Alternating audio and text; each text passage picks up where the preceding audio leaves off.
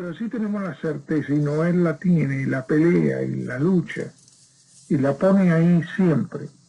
Por eso tiene esa seguridad de ser humano que sabe lo que quiere. Y lamentablemente, ojalá existieran muchos que yo conozca, porque tiene que haberlos, que sean venezolanos y que de alguna manera tengan una idea de que cuál sería el futuro en que tiene que estar Venezuela y de qué manera hablar para ver si aparecen muchos otros en distintos países, porque realmente los venezolanos se están escapando de a millares de su país y lo más triste es que se van las personas, quién sabe, con más cultura, y que va a ser muy difícil después recomponerlas completas. Y alguien que se quede, como Noel Alejandro Leal, y hablando con todo eso, lo que implica, lo tenemos en las líneas. Muy buenas tardes o buenas noches, mi querido Noel Alejandro Leal. Buenas tardes, profe. Buenas tardes a Jenny Casa y a todos los que nos acompañan. Gracias por esta nueva oportunidad. Tú sabes que hacer preguntas muchas veces uno dice, bueno, porque vamos a decir cómo vamos a enfrentarnos, cómo nos comunicamos con todos los venezolanos, que las cifras que están dando los servicios técnicos nuestros es alrededor de 150.000 personas en el mes. Quiero decir que son algunos venezolanos están aquí con nosotros. Y cómo nos apoyamos, cómo nos damos calor en los momentos de confusión. Y preguntar qué se va a hacer. Eso diría, le corresponde a un dirigente, le corresponde a un individuo que, como tú, te pregunte lo que te pregunte de cualquier parte o experiencia o noticia del mundo. Yo no sé cómo tú haces y la tienes mejor que yo. Así que preguntarte cómo está el día de hoy, y no te diría porque me parece que por ahí están sacando los ceros a los billetes, no sé si no han sacado como 4 o 5, pero no te voy a preguntar eso porque parece que fueron como 16 en la historia de los billetes venezolanos. No sé qué van a hacer, si lo van a dar vuelta, alguna cosa de esa, pero cuéntame un poquito, Noel. Profe, sí es importante tocar ese tema y para tener la realidad y ponerlo en perspectiva para que el mundo pudiera entender parte del proceso de la destrucción en Venezuela en números. Ahorita nosotros vamos a un nuevo proceso de reconversión económica, es algo que ya habíamos conversado con Jenny, creo que a principios de año, explicando que cuando se llegase al común del dólar cercano al esquema soñado que alguna vez tuvo Venezuela entre 3 y los 4 bolívares por dólar, vendría la nueva reconversión. Entonces estamos a la puerta de esta nueva reconversión que no es otra cosa que volverle a eliminar ceros al bolívar, a la moneda venezolana. Si hoy comprar para el venezolano, adquirir un dólar son alrededor de 3.200.000 bolívares, estaríamos hablando que con esta reconversión en la cual se le eliminan de nuevo 6 ceros a la moneda, el dólar volvería a estar en el imaginario, en el número mágico de 3.200.000. Eso será como por 2 o 3 semanas para que vuelva el proceso hiperinflacionario y abra de nuevo distanciamiento en eso. ¿Qué tiene esto que es muy importante que todos estemos conscientes de esa realidad? Estos son 6 ceros adicionales que se le quita a la moneda después de la última reconversión en la cual se le quitaron 5 ceros a la moneda después de la anterior reconversión en la cual se le habían quitado 3 ceros a la moneda. Es increíble el nivel del absurdo al cual hemos estado sometidos en este proceso de hiperinflación. Se da como buena noticia de que por fin los números de hiperinflación han bajado después de obtener números de 300.000% de inflación. Rompimos todos los récords de hiperinflación en la historia del mundo. La hiperinflación que hubo en Argentina fue nada comparada con la que le ha tocado vivir a Venezuela durante todo este tiempo. Superamos por mucho el desastre económico que generó Mugabe en lo que fue Rhodesia. Es decir, lo que el chavismo ha hecho con Venezuela y con su economía es algo que no hubiese podido soportar ningún país, cualquier otro país, simplemente ya estuviese totalmente en pedazos, y pedazos físicamente hablando. Las parcelas ya estuviesen totalmente repartidas, no el pedazo estructural en el que estamos que está Venezuela hoy a nivel de infraestructura y de realidades físicas, sino lo único que soporta eso es la inmensa riqueza que hace que por cualquier lado se pueda medianamente sobrevivir. Y esa es la magia adicional que puede ayudarnos a rescatar todo el fenómeno a rescatar a Venezuela mañana si nosotros ponemos fin a la estructura del socialismo. Entonces es muy importante que la gente pueda tener noción de lo que significa el proceso de destrucción en Venezuela en números. En números significa que en 20 años nosotros hemos perdido por etapas 3, 5 y 6 ceros del valor de la moneda. Es increíble el daño que se ha hecho. No tiene ningún tipo de parangón en la historia mundial intentar buscar una depresión tan gigantesca. Cuando nosotros veíamos imágenes previas a la llegada de Hitler a Alemania, después de todavía sufriendo toda la carga que fue el Tratado de Versalles y toda la parte que significó eso para la economía alemana, y veíamos a alemanes intentando tener acceso al mercado con carretillas y carretillas de dinero, y eso era apenas el sueldo o el salario de una semana. Si nosotros no hubiesen habido esa eliminación constante de ceros, esa sería la realidad. Y aún es parte de la realidad cuando se ve a la gente intentando cancelar algo en bolívares en Venezuela, y son sumas gigantescas que se sacan de mochilas, de morrales, para poder pagar algo en efectivo. ¿Qué gracia hace que no se vean las carretillas? Eso, se fueron eliminando ceros, y porque ahora el comercio electrónico evita un tanto la vergüenza. Pero ya ni el comercio electrónico aguantaba estos guarismos, estos números tan extraordinariamente grandes. El gobierno reticente a hacer la nueva reconversión, ya la reconversión era una exigencia técnicamente por necesidades de cálculo, porque no había calculadora o sistema computarizado que soportara tan inmenso ridículo. Yo te digo, tú sabes que para uno que no está viviendo en esa situación, en donde todos los días tiene que calcular cosas, desde comprar una cajita de fósforo a comprar un pan, lo que sea. Y yo me pregunto, ¿y las grandes compañías cómo funcionan? ¿No? ¿Cómo funcionan aquellos que están en el sistema? ¿De qué manera se pueden hacer? Hay un ahorro, un gasto de tiempo, de indecisiones, de hacer proyectos, porque ¿quién va a proyectar a 2 años, a 5 años, o 10 años, como se proyectan en muchos negocios en Estados Unidos, o a 20 años? Yo por eso me pregunto cómo funciona, ¿no? Para mí parece una cosa tan... No puedo, ¿para qué voy a decirme si no tengo solamente yo para hacer esa proyección? Es que es absolutamente irreal, profesor. Y por eso es que mucho se ve, y mucho, cualquier tipo de intento de negocio en Venezuela, lo que se ve es porque o viene de dinero mal habido y es parte de las cosas que promueve la revolución, o es simplemente gente que entiende que Venezuela siempre es una mina. El asunto es cómo medrar dentro de esa mina, teniendo las posibilidades de hacer negocios con la estructura del gobierno de turno.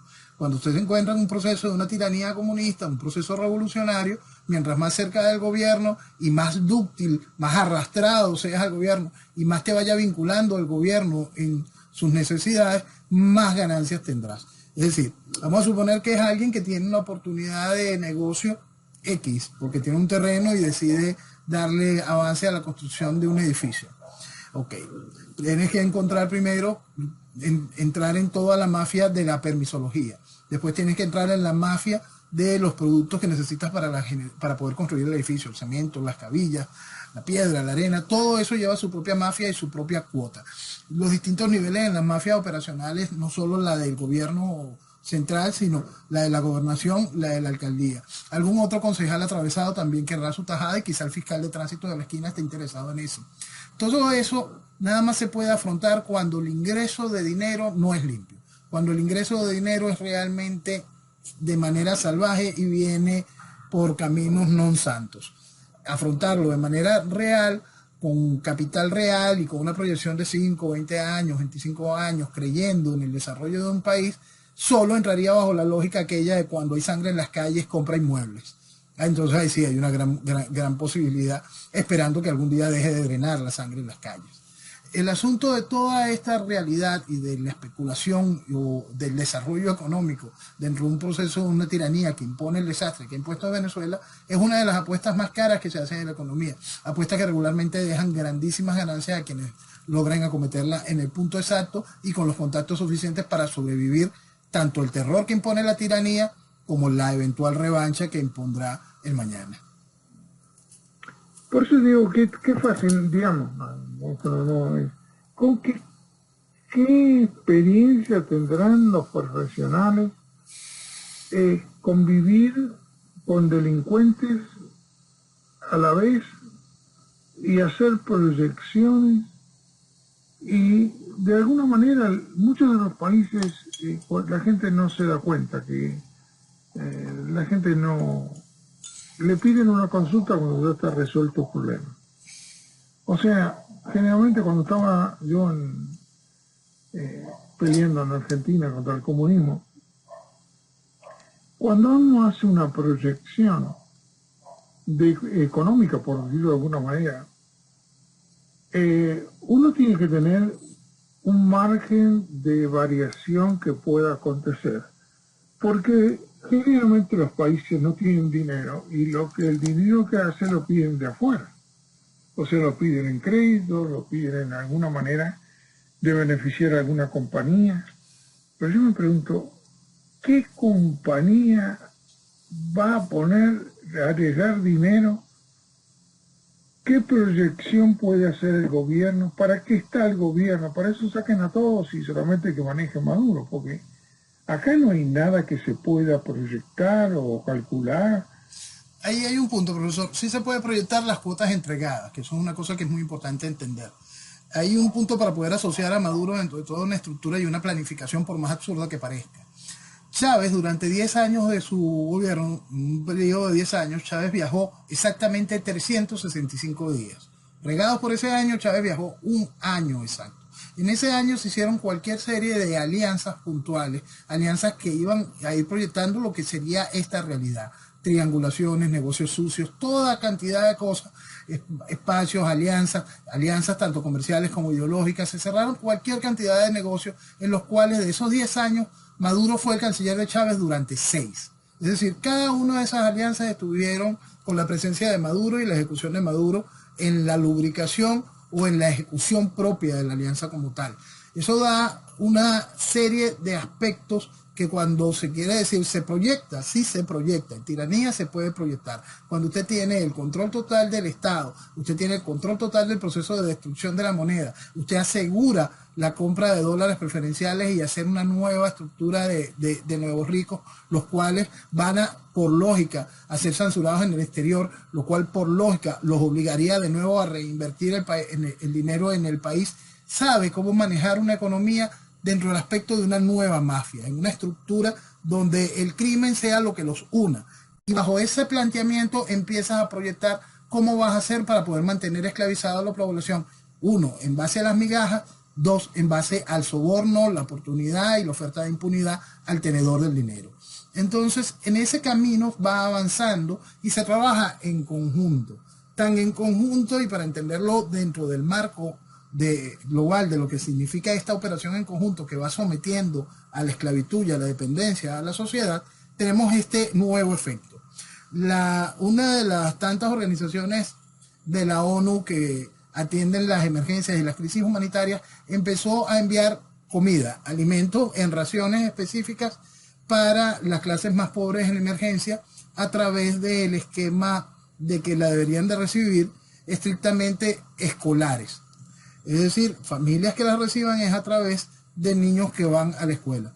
Nosotros tenemos que recordar que nosotros tenemos casi un año y pico dentro del esquema de la pandemia adicional que le ha venido muy bien, muy justa al gobierno, técnicamente sin clases presenciales.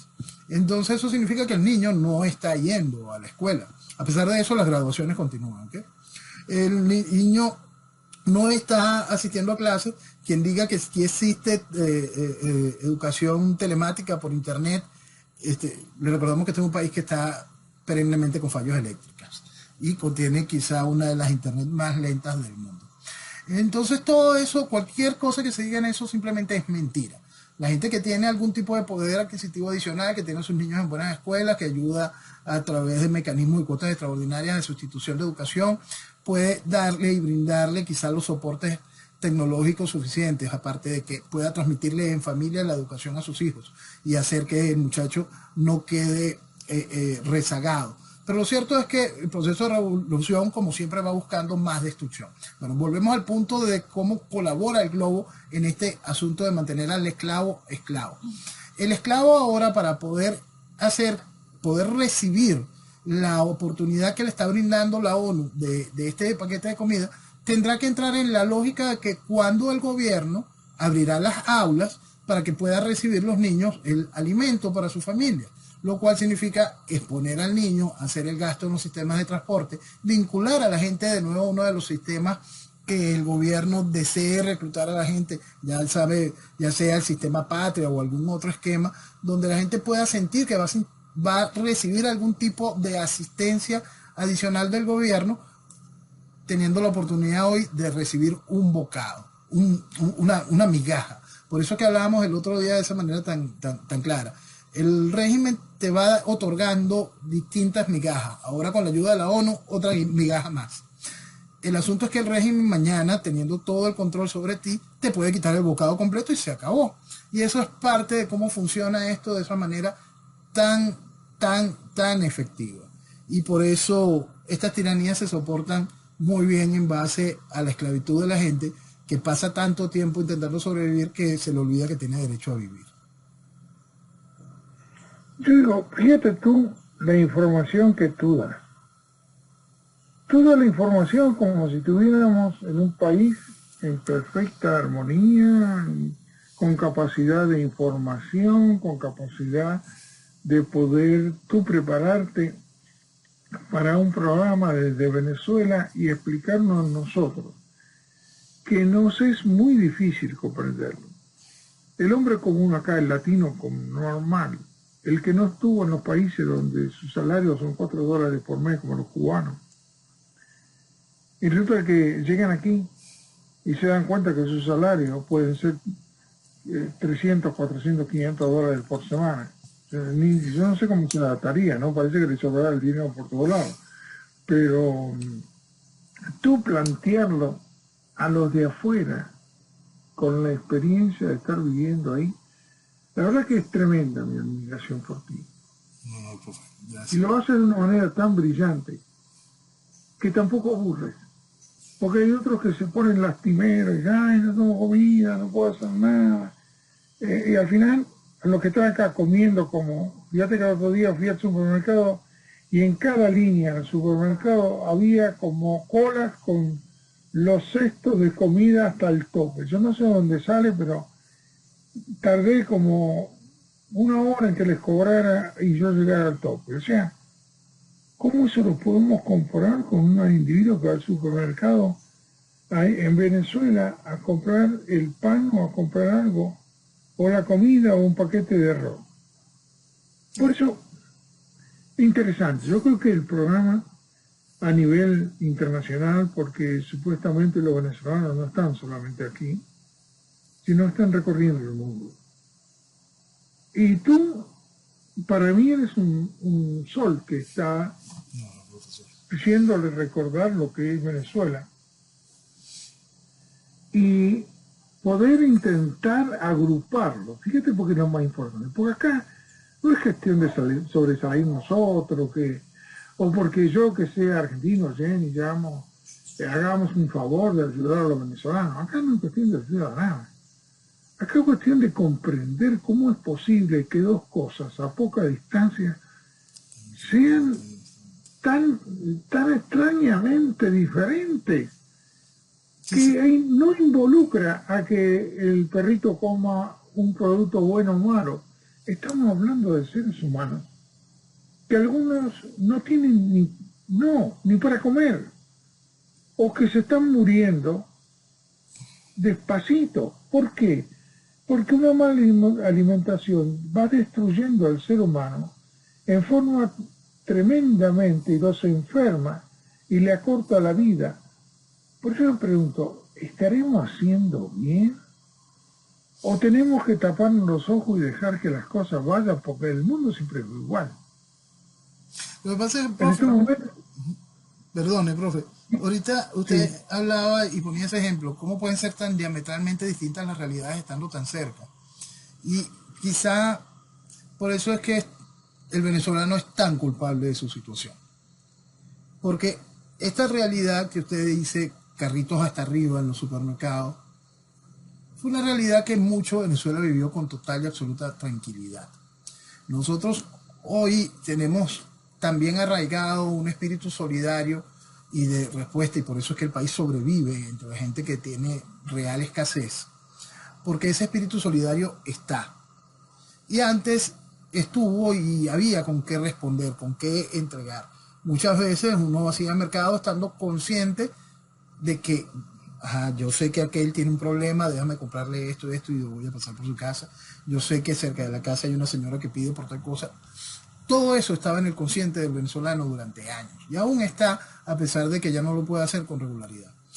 Entonces, teníamos ese punto, los carritos full, y veíamos el espejo, veíamos simplemente la televisión o enfrentamos la realidad de lo que podía suceder en Cuba, de lo que sucedía en Cuba.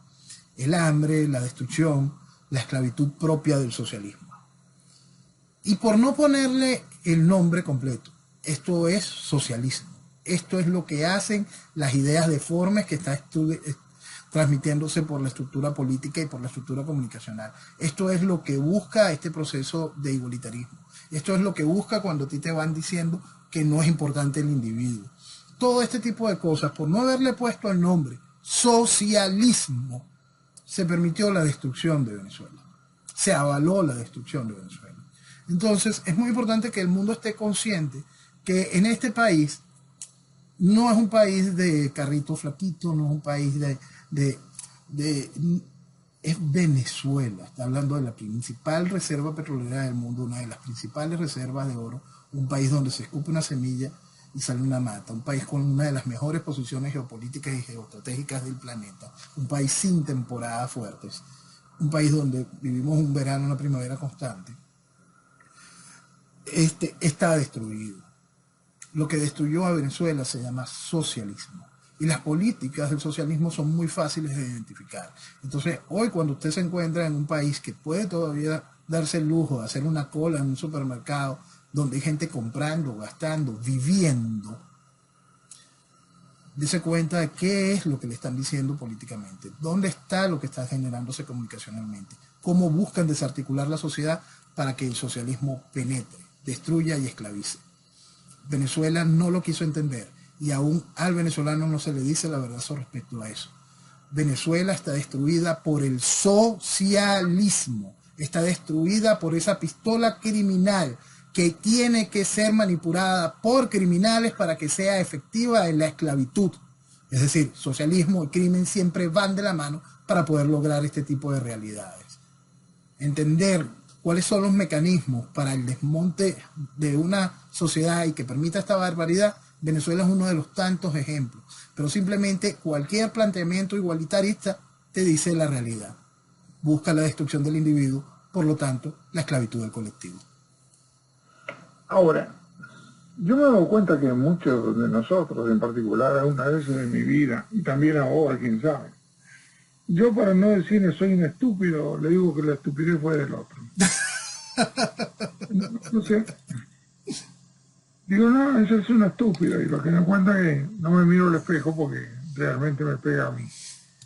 Y es doloroso, pero lo tengo que decir, porque no voy a ser un hipócrita. Y entonces el venezolano no tiene la culpa de nada. No, por eso es que la tiene y mucho, que a eso me refiero, profesor. ¿Cómo es posible? ¿Cómo es posible que teniendo esa realidad, la realidad de Cuba ahí, este país le rendía culto a un criminal como Fidel?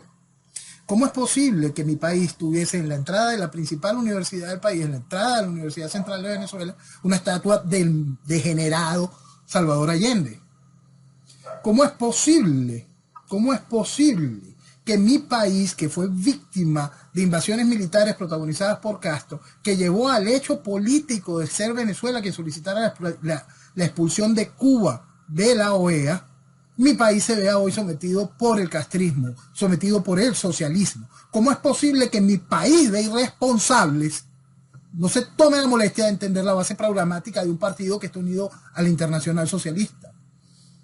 El venezolano tiene 100.000 culpas. Por eso es que yo siempre insisto, cuando insisto en la frase quiero salir del chavismo y la oposición no me deja, entienda que esa dirigencia de oposición a la que señalan es gracias al voto de la población, es gracias al apoyo de la población, a las firmas, al respaldo en la calle, a cuanta caricatura le imponen desde la generación, desde los degeneradores de opinión. Caricaturas increíblemente impresentables, cosas tan absurdas y ridículas que van desde Guaidó a Rosales. El país ha sido víctima de una burla constante y de una manipulación. ¿Y en dónde está el problema principal en todo esto? ¿Cómo el venezolano lo ha admitido? ¿Cómo han posible que tragaran estupidez, mentira, burla, descaro, hasta decir basta? ¿Cómo han manipulado el pensamiento de la población? Vamos a un caso que para mí es emblemático. El proceso constituyente de 1999 es inconstitucional e ilegal. El proceso de la selección de los candidatos que fueron constituyentes, aparte de ser tumultuario, de campaña y una cosa totalmente asquerosa, trajo de constituyentes a conformar algo tan delicado como una constitución, una gran partida de pendejos analfabetas funcionales, muchos con grandes títulos universitarios. Entonces, para más llegamos a un proceso donde se aprueba esa constitución en el día de la tragedia natural más importante que ha vivido Venezuela en tiempos modernos, y se aprueba con menos del 28,5% de la población electoral registrada para aquel entonces. Es decir, no tiene ningún tipo de validez. Todo el mundo pensante estaba en contra de esa constitución. La supuesta dirigencia de oposición en aquel momento estaba en contra de ese ridículo librito. Pero después le dijeron al país, hay que defender la constitución. Y el país salió a defender ese librito ridículo. Ha validado y ha aceptado que ese librito ridículo, que es el látigo del tirano, se convierta en su propia camisa de fuerza. Entonces sí, el gran problema es el venezolano. Y un venezolano que ha sido increíblemente irresponsable. Y ese venezolano que apenas está despertando esa realidad, ahora toma un comportamiento de veleta, absolutamente ridículo, sin entender los antecedentes de las personas que deciden apoyar nuevamente, sin entender cuál es el fondo ideológico de cualquier acción, sin entender cuál es la coherencia en el mensaje, hacia dónde se destina ese mensaje, sin entender la realidad del planteamiento de lo que existe en Venezuela. Por eso es que vamos a ciertos puntos para poder identificar el principal problema de lo que existe en Venezuela. Uno, si te invitó a votar después del año 2004, después de que quedó científica y académicamente demostrado que es inviable el proceso electoral, es cómplice de la realidad. Dos, si te habla de la posibilidad del juego democrático viviendo en este proceso tiránico, lo que quiere es la destrucción física de Venezuela. Punto. Son dos factores fundamentales que el venezolano tiene que terminar de entender. Te usaron y no hay futuro dentro del juego democrático para Venezuela si se pretende eso, jugar a la democracia. Venimos en una tiranía, estamos dentro del marco de un proceso revolucionario neocomunista fundamentalista. Llevamos 20 años de adoctrinamiento de dos generaciones perdidas que están dañadas en su gran mayoría, física, cognitivamente, y eso necesita orden. Quien crea que la ciudadanía, que bien medio funcionaba y nos trajo aquí, con una ciudadanía que simplemente no funciona, nos va a sacar de aquí, o es imbécil o es un gran criminal. Por eso me preguntaba, vos no tienes, si quieren patéenme, hagan lo que ustedes quieran, pero a lo que hay que reacomodar es al hombre que está en todos los países, que es venezolano, porque la culpa no lo tienen los demás, lo tiene cada venezolano por no haber sabido defenderse a sí mismo y a su familia. Exacto. Porque no es defenderse a sí mismo por conveniencia, sino a sus hijos, la proyección de sus hijos, y ¿alguien se los dice o tenemos miedo de decirle al venezolano, oye hermano, tú tienes la culpa, o te corriges o no sé para qué darte un nuevo país si vas a hacer lo mismo? Y eso es muy importante, porque la gente tiene que entender, hay una lógica, hay un pater familia, hay un liderazgo político. Ese liderazgo político en Venezuela traicionó al venezolano, traicionó a Venezuela. El asunto es, por más que hay un pater family, tú entiendes cuando el pater family es un borracho, cuando el pater family, el papá de la familia, es un irresponsable, cuando la mamá de la familia simplemente está en cualquier cosa menos en el ejercicio de ser madre. Eso se entiende, los hijos lo entienden. El venezolano, el hijo de Venezuela, tiene que entender que el pater family de Venezuela es eso, y tiene que salir de aquello, tiene que dejarlo atrás para poder construir su mañana. Y entonces esa es la responsabilidad con la cual tiene que enfrentarse el venezolano y tiene que enfrentarse en general todos los latinoamericanos, porque lo que está viviendo Perú, lo que va a vivir Chile, lo que va a vivir Colombia, es parte de esa irresponsabilidad ciudadana, de no entender, de no valorarse como individuo, no entender la importancia de la familia y respetarla y llevarla hacia adelante. Eso tiene que ver también con la otra estructura que va minando la familia. No entender la importancia de lo que es la nación para que tu familia y tú puedas crecer. Todo eso está dentro de un marco grande y por eso es que siempre estas cosas hay que mirarlas bien en perspectiva. Nosotros vivimos ahorita y estamos envueltos en un proceso global donde la identidad, donde se busca la pérdida de identidad del individuo. Ya el individuo no sabe si es hombre, si es mujer o qué cosa es. Donde se busca la destrucción de la familia, donde se busca que la gente no tenga idea de lo que es soberanía ni el valor de su patria. Entonces, cuando lo vemos en cada una de las fotografías individuales, cuando lo vemos en cada una de las fotografías colectivas, en lo que va sucediendo en cada uno de los países, en lo que nos muestra mediáticamente la realidad, en lo que nos impulsan a consumir, se está viendo esa realidad. Y ahí es cuando el individuo tiene que encontrarse consigo y con los suyos, darse cuenta de lo que tiene a su alrededor, de lo que vale, lo que significa su entorno y luchar por él. Para eso son fórmulas básicas en lo que se refiere al manejo de una nación. Y yo te decía, ¿por qué esto es lo importante? Es muy doloroso. Lo que pasa es que no quiero que lo digas. Ese es el problema. Porque a uno, quien sabe, no le gustan los mismos palos y digan las cosas que hay que decir y generalmente todo el mundo se molesta, por decirlo de alguna manera. Y yo creo que alguien o algo tiene que hacernos entrar en la realidad. Porque si todos los venezolanos votarían en contra del sistema, el sistema no se mantiene. Como bien tú decías, hay veces que algunos, que en su gran mayoría dicen que tienen que votar, lamentablemente son los más pobres, y para supervivir o para buscar beneficios para sus hijos o otro tipo de beneficios, tiene que apoyarse en el mandamás, el que tiene el control del país. Y eso pasa en toda Latinoamérica. Y estos, lamentablemente, a través de hacer sus vericuetos que hacen cada vez más pobres para que cuando voten, los voten a ellos porque le dan el plato de comida.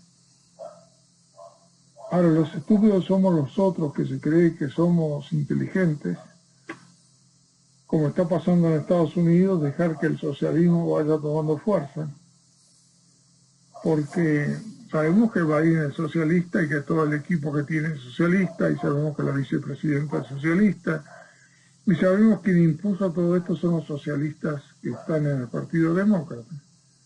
Pero la gente que dice, no, viva la democracia, vamos a regalar el dinero a la gente para que no trabaje y se quede en su casa por 25.000 excusas. Y resulta que ahora estamos parando vuelos aéreos porque la gente no quiere ir a trabajar. Las fábricas están, como decíamos el otro día, regalando dinero para que vayan a inscribirse a ver si quieren trabajar o no. Y todo ese sistema es el mecanismo socialista que lo hace para aquellos que lamentablemente vienen de países socialistas como somos los latinos, y se cree que a través de seguir ese juego están haciendo bien o están haciendo el beneficio porque no se va a trabajar. Y lo único que está haciendo se está destruyendo lo que destruyeron sus propios países y ahora están destruyendo o intentan destruir los Estados Unidos. Por eso me pregunto, si cada uno de los que están acá o le dieron el permiso de vivir en los Estados Unidos está pensando qué está haciendo, que quiere vivir como cuando llegó aquí se le dio $500, $400 de trabajo toda la semana, o si quiere destruirlo como se destruyeron sus propios países. Por eso, sí, por eso es que es muy importante enseñarle a la población la verdad, y por eso hay que decir las cosas con todos los números y todas las realidades y los factores, la identificación política de las acciones, identificar qué acción va llevando hacia el socialismo como esas, y identificar qué acciones van incentivando a la gente a asumir responsabilidades y por lo tanto velar por ellas. Porque es ese asunto básico el cual siempre repetimos. Libertad implica responsabilidad. Cuando el socialismo te ofrece ser irresponsable, por supuesto tú vas a tener el caos propio de la esclavitud. Llevas el terreno fomentado hacia esa cosa. Profesor, hay un punto que es bien interesante con respecto a cómo la estructura revolucionaria tomó el poder electoral en Venezuela, bien sea más allá de los fraudes, los efectos que ha estado sometida a la población. Y usted hablaba del pobre que necesita la migaja para sobrevivir, que es una realidad constante en cada uno de estos esquemas. Pero vamos a poner un momento la fotografía en la realidad histórica del chavismo y cómo ha usado el chavismo el proceso electoral y los comportamientos de los distintos estratos sociales para su beneficio. Vamos a 1998 y hay un punto que yo siempre quiero recordarle a la gente. Con un padrón electoral de 11 millones y tantos de electores, Chávez saca menos votos que Jaime Lucinchi 15 años antes con un padrón electoral de 6 millones y pico de electores. Entonces, para que tengamos noción de la inmensa mentira que se decía a nivel mediático, a nivel mundial, cuando decían que Chávez contaba con el 80% del respaldo de los venezolanos. En una elección donde Chávez había sacado menos votos que uno de los presidentes más degenerados que ha tenido Venezuela, que fue Lucinchi 15 años antes. Entonces eso es un punto bien interesante para entender el nivel de la manipulación que se le ha hecho al mundo con respecto del famoso apoyo que obtuvo Chávez en su momento. Ahora, con respecto a la votación de la gente y sus estratos sociales para el mantenimiento del proceso revolucionario. Hay un punto de inflexión después del fraude del año 2004 que nos señala el músculo electoral del chavismo. Después del fraude del año 2004, el chavismo se propuso seguir con el juego electoral, por supuesto, y hace unas elecciones de gobernadores, de alcaldes y unas elecciones de Asamblea Nacional.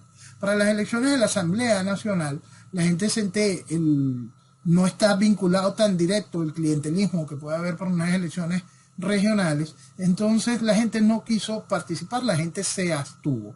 Para más se recibió la instrucción partidista de la abstención, instrucción que buscaba simplemente plegarse a una realidad y no quedar en el ridículo evidente de lo que venía, pues, porque se iba a quedar demostrado que ni la oposición ni el gobierno tenían ningún tipo de influencia en las decisiones de la población para aquel entonces.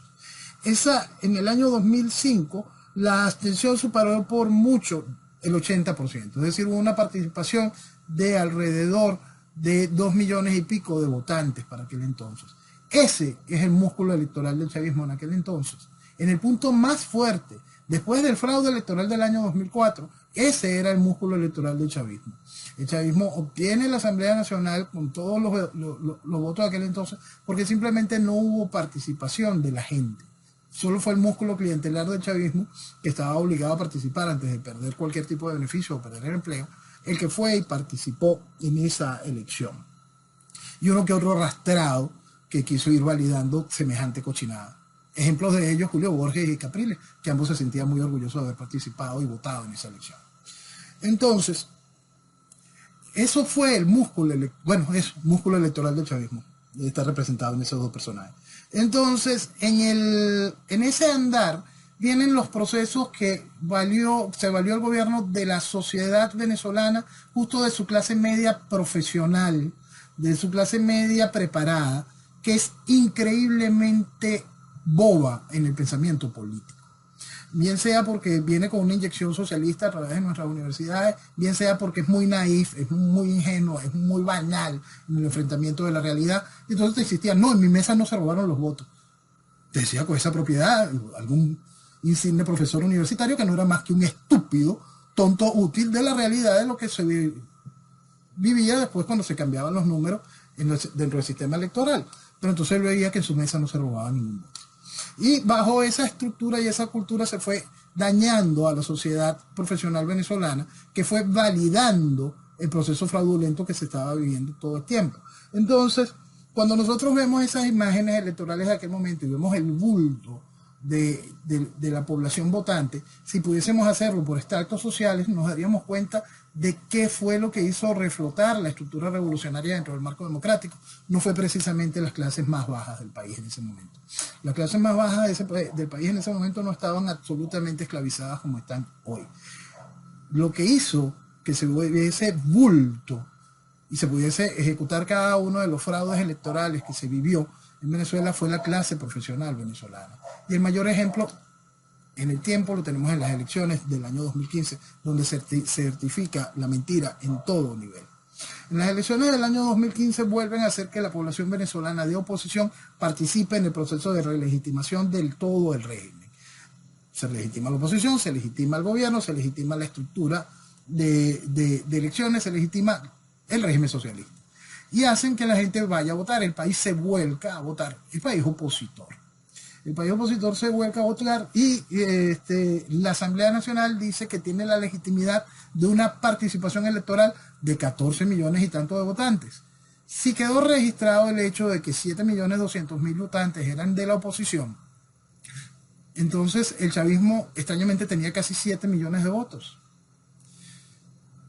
Esa mentira vuelve a quedar en evidencia frente a un proceso electoral reciente de las primarias dentro del partido del PSV, donde la participación fue mucho menor a los 2 millones de votos, pero ellos se dan el lujo de decir que participaron 10 millones de militantes.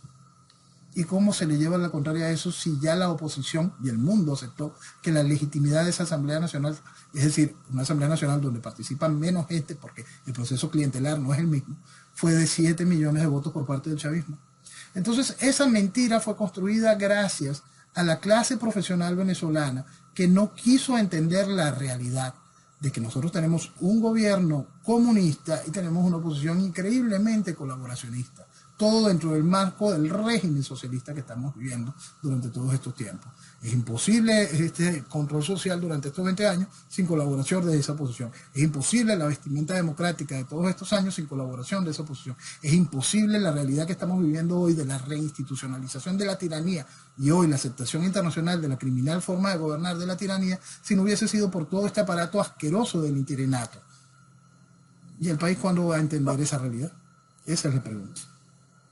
Yo me pregunto otra cosa, y yo creo en cierto modo tengo que poner como tú lo estás planteando, porque si el venezolano culto o el profesional estuviera preparado para defender su propio país, me da la impresión que cuando salen afuera ya tendrían que tener organizaciones formadas de distintos tipos de forma con la posibilidad económica que están teniendo en los Estados Unidos, con el lugar muy bonito que hicieron en Estados Unidos. Y en otra parte del mundo no lo sé, pero yo presupongo que los venezolanos que están acá en los Estados Unidos y están haciendo una muy buena lugar donde viven y están haciendo lo mejor de Miami, igual que hicieron los cubanos al principio. Yo me pregunto, ¿y por qué acá no hacen organizaciones para defender, no hablando en las radios, no los periodistas venezolanos que hablan todos los días, o los como nosotros que hablamos, sino, ¿por qué no hay organizaciones económicas? ¿Por qué no hay instituciones que se vayan preparando para el Venezuela que hay que tomar cuando se vayan estos delincuentes? Porque si no, ¿a quién van a poner? O van a esperar que la ONU, o va a esperar que Estados Unidos, o que 4 o 5 vivos empresarios pongan cosas que se hagan para arriesgar su dinero en un país que está hundido. Me parece que hay que pensar en lo que está por venir, y los venezolanos tendrían que ya tener organizaciones hechas de solvencia, tanto económicas como partidos políticos en el exterior, no apoyándose en los partidos socialistas que están ahora hablando, porque todo lo que tú me estás hablando, como bien tú lo dices, pertenece a la Internacional Socialista, Guaidó pertenece a la Internacional Socialista. ¿Y tú crees que nosotros, los norteamericanos, o podría decir los ciudadanos norteamericanos, vamos a poner dinero en socialismo? Yo creo que es una estupidez pedir que vamos a invadir un país que no tiene, lamentablemente, y aunque se enoje, no tiene equipos preparados para tomar el poder. Y ahí es en donde entra el gran asunto, profesor. Vamos a suponer que se reúne gran cantidad de venezolanos en el exilio con la idea de buscar darle una estructura que vaya haciendo los aportes que usted está haciendo mención. Si ese grupo se reúne sin real entendimiento ideológico del problema, lo que usted va a tener es cómo se empiezan a llenar de centro, porque le tienen alergia a la derecha. Se empiezan a llenar de centro. Es decir, empiezan a reunir a toda la vieja estructura populista, comunista, socialista, bajo un nuevo esquema para la salvación de Venezuela. Y eso es lo que pasa. Lo primero para entender... ¿Perdone? Por eso te decía, ¿no? En lo que tú tenías razón. O sea que en el interior, en el inconsciente de los profesionales venezolanos, tienen mentalidad socialista. Y de esa manera es lo que votaron en Miami. En Miami, los venezolanos, en vez de votar agradecidos a aquellos que fueron la contra, son los que teníamos contra, votaron al Partido Demócrata. Ahora, que yo como norteamericano no creo que tengo que estar nada agradecido. Porque lo que están haciendo es querer destruir los Estados Unidos. Por eso es que es fundamental ponerle las cosas en orden, por eso es que es fundamental. Mucho del venezolano que huyó del país no entiende que lo hizo huir no es la delincuencia es política de Estado de la estructura socialista. No es los malos servicios de salud, la destrucción del esquema de salud es política de Estado del esquema socialista. Lo que te hizo huir de Venezuela es el socialismo. Y si no entiende, si no empieza a conceptualizar la realidad de las operaciones que genera el socialismo, si no empieza a entender de manera clara cuáles son las políticas que hacen para desarmar una sociedad, simplemente se vuelve un contaminador de las sociedades a las cuales llega. Por eso es que no se le puede pedir a esa estructura que se encuentra afuera, que todavía no tiene conciencia política e ideológica de lo que te hizo huir de Venezuela, que construya algo para la salida de Venezuela. Lo primero para entender esto es entender qué es el socialismo y cómo destruyó a Venezuela, cómo destruyó este país increíblemente rico, potencialmente extraordinario, en un pueblo que come de la basura. Eso solo lo hace el socialismo. Entiéndase, no existe otra cosa. No hay forma de usted generar una mafia como la que gobierna hoy si no es con la herramienta política del socialismo, si no es en el marco de la democracia. Entonces, es fundamental que el venezolano que está afuera, igual que todo el resto de los latinoamericanos que están viviendo un éxodo causado por esa criminal arma que es el socialismo, y que vamos a ver cómo se empieza a multiplicar aún con más fuerza, entienda el factor que lo hace huir del país. Y en este proceso de huida del país y en el proceso de transformación que van a vivir estos países, Venezuela va a obtener un nuevo protagonismo y tiene que ver con parte de lo que hablábamos al principio del programa, que es el proceso económico, profesor. Venezuela claro, va a aquí... Diga, profesor, perdone. ¿Pero qué? Lo económico es lo primario. Exacto. Si no está la economía bien, el pueblo no puede estar bien. ¿Quién le va a dar el dinero? Ahora, yo te hago otra pregunta, y esto tú me disculpas porque cuando cuando creo que comprendí que yo juré por los Estados Unidos, me siento norteamericano, ya hoy tenemos una fiesta patria, 4, y quiero decirte que estoy muy atento. ¿Por qué estoy atento? Porque lamentablemente los latinos criados por el socialismo están dando la oportunidad que entren dentro de los Estados Unidos. Esos latinos, que son miles y miles o millones, corremos el riesgo que Estados Unidos antes tenía un balance político entre las dos fuerzas políticas, entre los demócratas y los republicanos, pero eran norteamericanos. Y siempre ganaba 8 años uno, 8 años otros, y el balance más tendencia, por decirlo a la izquierda, pero había un balance. Si acá vienen una inmigración latina que es socialista, como lamentablemente eran los venezolanos, con un 10, un 15% desbalanceamos la política norteamericana. Y yo creo que hay que decirlo claramente. Claro, muchos dirán, pero entonces no hay que venir. No, no, no es que no vengan. Es que en tu casa tú no puedes entrar a alguien que te la vaya a destruir. Acá no es cuestión de ser buen inmigrante o aceptar inmigrante o que sean... No, es saber quién metes en tu casa. Aquí se hizo, profesor. Y esto puede destruir los Estados Unidos en función de lo que ahora están disfrutando. Por eso en este momento gente no va a trabajar. Y eso lo hizo los socialistas de esto del Partido Demócrata. Que le dijeron, no dé el dinero. Hasta ahora se dan cuenta que hay un balance. Y el balance lo está haciendo que un país que no trabaja, que no tiene comodidad, que no cada uno haga su esfuerzo, se destruye. Y tú pierdes los beneficios que adquiriste a través de tantos años de lucha. Así es. Aquí se hizo, profesor, durante la dictadura del general Marcos Pérez Jiménez, aquí había una migración selectiva. Aquí se estimuló la migración europea que tuviese capacidad y mano, conocimientos técnicos y profesionales para el desarrollo de una nación que había que construir a Venezuela.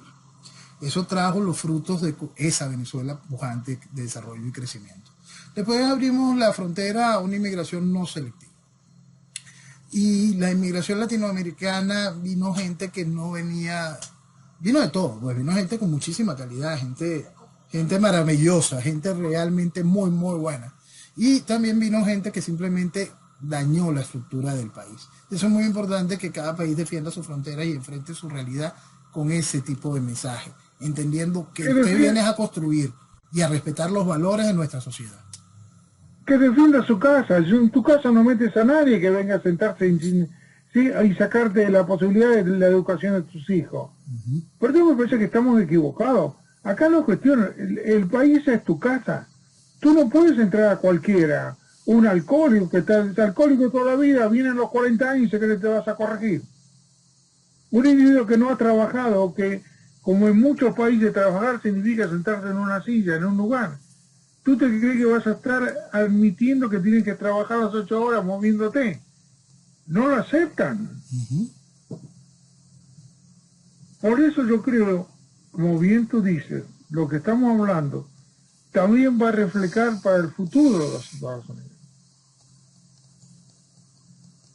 Y eso es lo que tenemos que defender. Y perdona que me metí, pero tengo que defender mi país y mi casa donde estoy en este momento. Es fundamental. Si el venezolano lo hubiese entendido, si el venezolano se hubiese quedado grabado, ese mensaje también hubiese cuidado la suya.